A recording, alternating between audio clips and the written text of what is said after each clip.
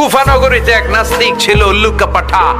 সে বলে আমি আল্লাহরে মানি না, স্রষ্টা বলতে কিছু নাই। কেউ যদি আমারে বুঝায় দিতে পারে যে স্রষ্টা বলে একজন আছে, আমি তার হাতে বায়াত হয়ে আমি মুসলমান হয়ে যাব। কোন সুবহানাল্লাহ।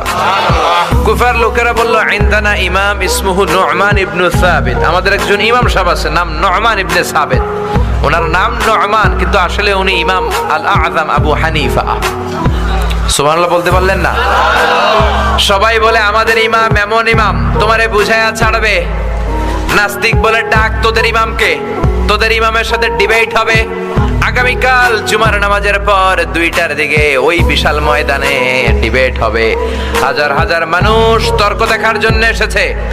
ইমাম আযম আবু হানিফা আল্লাহর পক্ষে, আর নাস্তিক হলো আল্লাহর বিপক্ষে, ঠিক কি না? হাজার হাজার মানুষ দেখতে এসেছে, দেখি কে জিতে যায়। হাজার হাজার মানুষ আসলো, নাস্তিক আসলো, আসে নাই ইমাম আবু হানিফা। কে আসে নাই? 2টা বাজে আসে নাই, 2:30 বাজে আসে না, 3টা আসে না, উনি আসছে 4টার দিকে, 2 ঘন্টা লেট। 2 hours late already. কয় ঘন্টা লেট?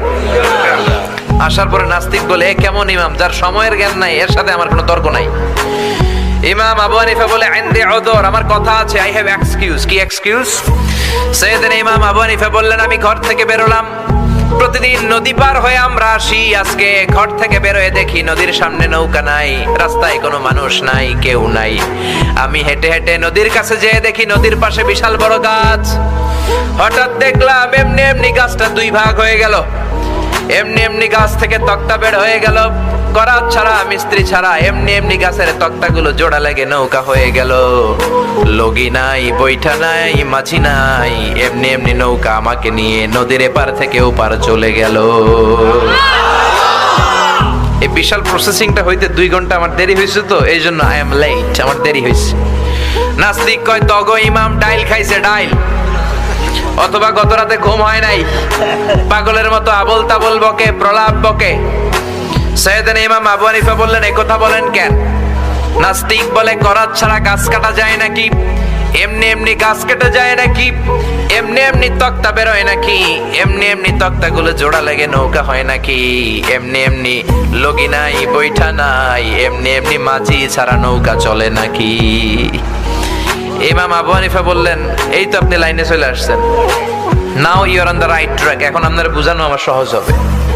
সাইয়েদনা ইমাম আবু হানিফা বললেন, এমনি এমনি তক্তা হয় না, এমনি এমনি গাছ কাটে না, এমনি এমনি মাঝি ছাড়া নৌকা চলে না। তাহলে এই আকাশটা কেমন করে এমনি এমনি হলো?